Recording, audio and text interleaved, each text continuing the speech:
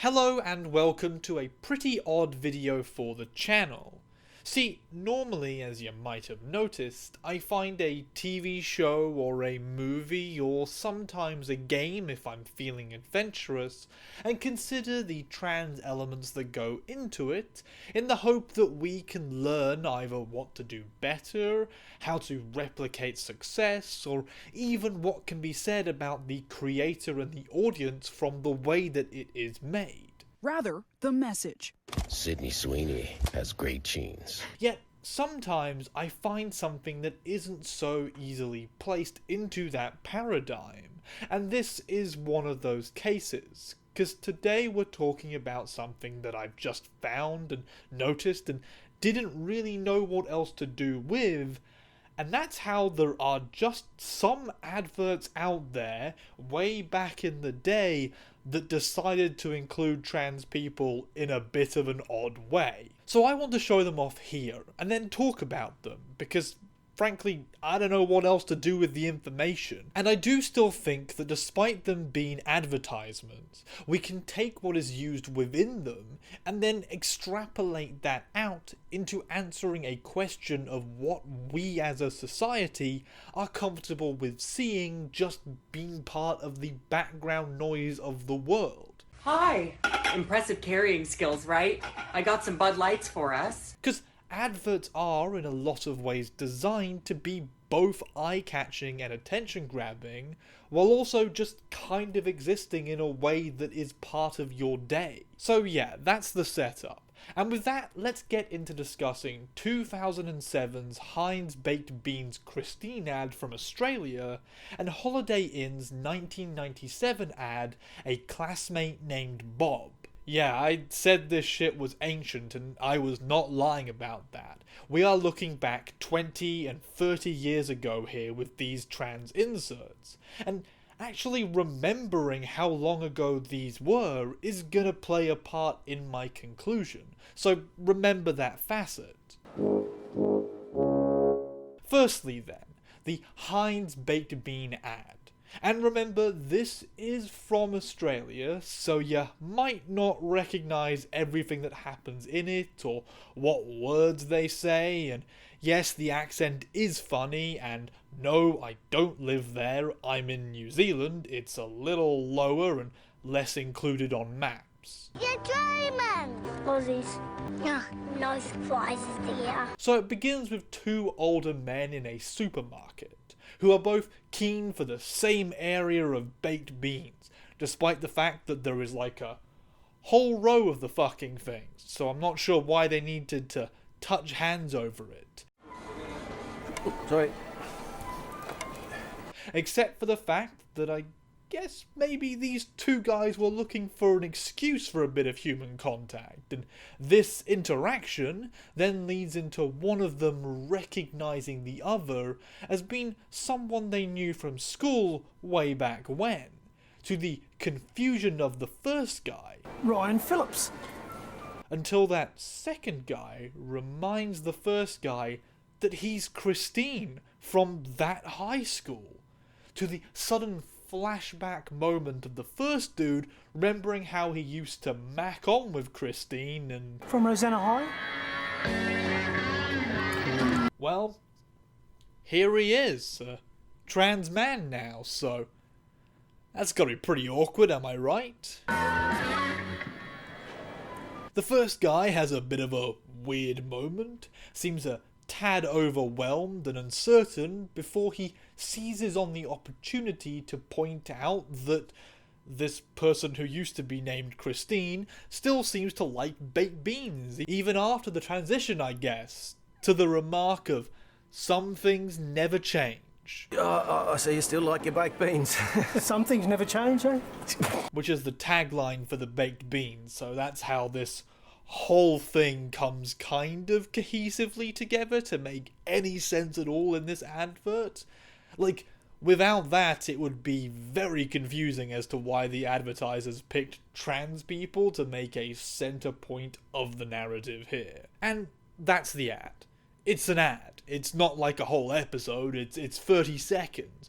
But already from just those 30 seconds, we kinda get a sense of all that stuff I was talking about. We see a lot of the ways that society at this time interpreted trans people, and we also see a light-heartedness around it that is somehow both good and bad in its own way. Christine? My first thing that I want to go over is the idea here of cis uncomfortability.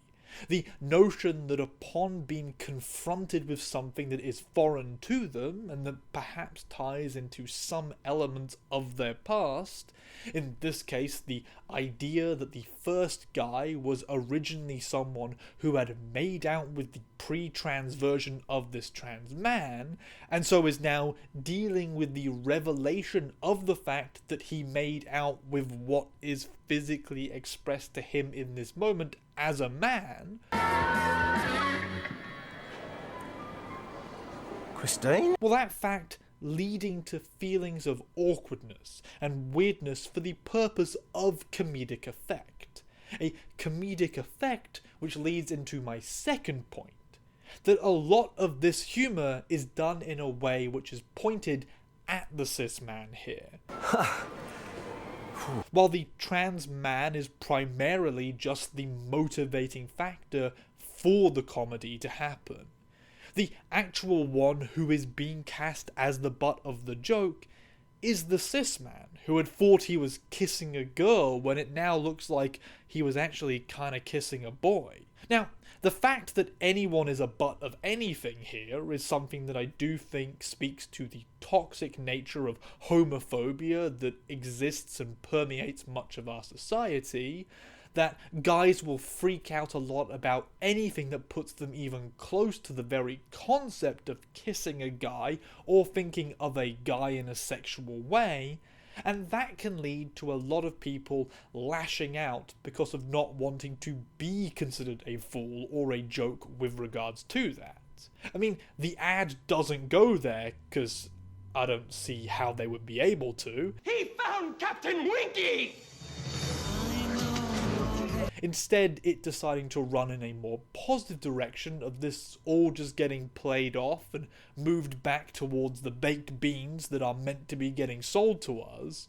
But at the end of the day, it's important to still think about what allegorical narratives this kind of story is running in parallel to that existed at the same time, and that use the same trigger around trans people to spur the characters along. What's wrong? That's no lady! Thirdly, it is very odd to me in the ad that the trans man is almost entirely defined in a lot of ways by his old self. He introduces himself as Christine. He never mentions his new name, and all we really get is the fact that he still likes baked beans despite other changes. It's not a completely bad thing, don't get me wrong, but I would have liked for the trans man to at least introduce himself by his name that he presumably uses post-transitioning. It's me, Christine, from Rosanna High. Like it would give us a way to think of him in the audience as something other than Christine, which is the dead name and not how I think we should at all want to be defining him by. I know it's just an ad. It's got limited time to do what it needs to do, but this would have just been a small change to the dialogue that would have gone a long way towards making it feel more trans-positive and progressive. But the core thing here is the existence of this at all. It's the fact that this ad has built itself around the idea of linking baked beans for some fucking reason to a person discovering someone they used to know in high school who has since come out as trans, and the sudden shock of that reveal. Which brings us to our second ad pretty nicely here. That Holiday Inn classmate named Bob commercial. Holiday Inn, on the way. In this ad, we see a hot lady dressed in this skimpy print dress, walking into a class reunion for the class of 75, while some real funky music plays, and a man talks over the top of it about all the work that this woman has gotten done and what it costed, while the other people at the event look at her with either envy or lust. $6,000. Lips, $3,000. I mean, it is presenting this woman as a centerpiece of attraction and hotness. A hotness that has been crafted through surgery and money for sure, but still a hotness that is there regardless. And eventually, this woman runs into a guy who tells her that he can guess who she is eventually. He's got a great thing for faces, presumably as part of hitting on her based on the reactions of everyone else. And as the narrator tells us that it's amazing the changes you can make for a few $1,000s, it's a lot more than a few $1,000s, mate, but thanks for, I guess, at least trying to connect with that sort of trans identity in some way, the man's face drops as he realizes who this mystery woman is. It's Bob. Bob Johnson. Bob Johnson? As the lady confirms that by saying "Hi Tom" back to him, before his shocked face plays us out into the end of the commercial, and the narrator guy telling us that we should imagine how much Holiday Inn can change if it spends $1 billion to make upgrades itself. And what Holiday Inns will look like when we spend $1 billion. I guess. Is Holiday Inn the trans woman in this regard? Yet again, this is short. It's, I was going to say sweet, but I'm not sure I can or should commit to that, but it is at least short and finished quickly. Now, this one is following a similar theme, in the sense that it is about a cis man discovering that a trans person is someone he used to know from high school, and then using that knowledge to make comedy at the expense of the cis man's shock or horror in that moment. The inns will look like when we spend. Because he either used to date the person / kiss that person, or he currently found that person to be hot before the reveal that it used to be what he was perceiving previously as a boy. I don't want to retread the same ground here, because a lot of the core elements between these two ads are the same, but I will say that the Holiday Inn one from 10 years earlier is a little bit more negative in its conclusion, as all we really finish on is the horrified expression of Tom upon the realization of who he is talking to. You can make for a few $1,000s. There is still the homophobia at the core of the comedy here. There is still the lack of the trans person telling us their current fucking name and just leaving us with the dead name to work with. But at the very least, Baked Beans tried to diffuse things a little rather than ending on just a negative expression. But the big question that really came to my mind through both of these was not actually the fact of how they represent attitudes towards us from these time periods and connected to ideas of us that are both negative in the reaction but also positive occasionally in some of the view. I mean, the trans man is clearly living his life as what most people would see as a man and just looking like a normal dude. Sorry. The trans woman is presented as hot and desirable, even if that might have been just a rug to pull out from under us for the joke. But my bigger thing that I got stuck on was why, right? It's a bit odd that both Holiday Inn and Baked Beans decided to make an ad featuring trans people that used very similar narratives for its premise and tied that to an ad slogan that honestly just did not need to be linked to a trans person at all. Like, who the fuck was making that decision? Who was thinking, oh yeah, Baked Beans, some things never change, we should do a trans man ad? Or Holiday Inn's getting an upgrade, we should do a trans woman ad? Tell me, I never forget a face. Don't help me here. It's, And upon me doing some digging into the background of them, I couldn't find much for the Christine one, but the classmate named Bob one got pulled after huge complaints from older people about the fact that it included a trans woman on TV at all. Yet despite that, it was overwhelmingly favoured by the franchisors of the Holiday Inns, and the customers who were actually using Holiday Inn. And that might be viewed as the fact that Holiday Inn decided to go with a controversial ad idea specifically because the negative publicity from those who would be transphobic and opposed to it would generate more interest in Holiday Inn and get more people thinking about the company than it would upset those people who actually are invested in the company. So perhaps it actually isn't that crazy that trans people got thrown into these ads. Because at the end of the day, as we said earlier, it's just about grabbing attention. And what's more attention grabbing in a lot of ways than something that people don't know or understand, like trans people? That's not necessarily a positive revelation for us here though, nor is it one that puts ad companies of the past on the track of wanting to do right by the trans community, because all we're really getting used for in that situation is our shock value in the interest of creating waves and money. Bob Johnson? Hi, Tom. Imagine what Holiday Inns will look like when we spend. And that's the video.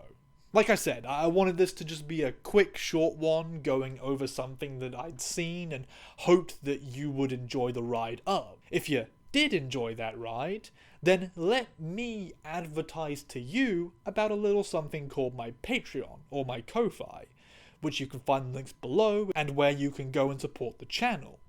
The names of those in the $5 and up category should be scrolling past the screen right now, and I was thinking here that I would do my own little high school trans ad thing, but then I didn't even want to fake dead name myself, because that would feel weird to me.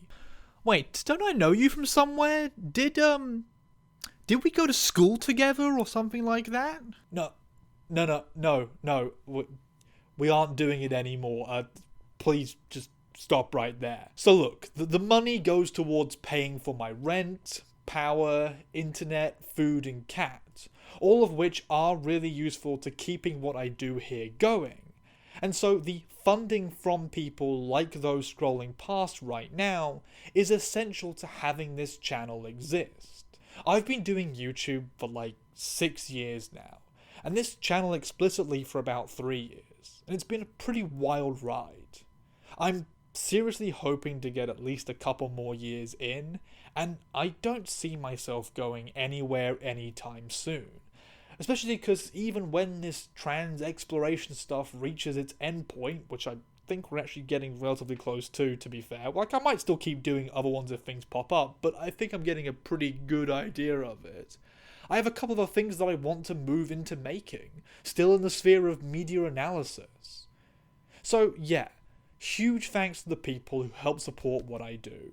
And also a thanks to those who share these videos, who click on my other stuff to give me boosts in the algorithm, and who comment with ideas that I can make videos on down the line. It's all really important and really useful, and this wouldn't exist like it does without your help. Once more, a big thanks to just everybody, and I hope that you all have a good day.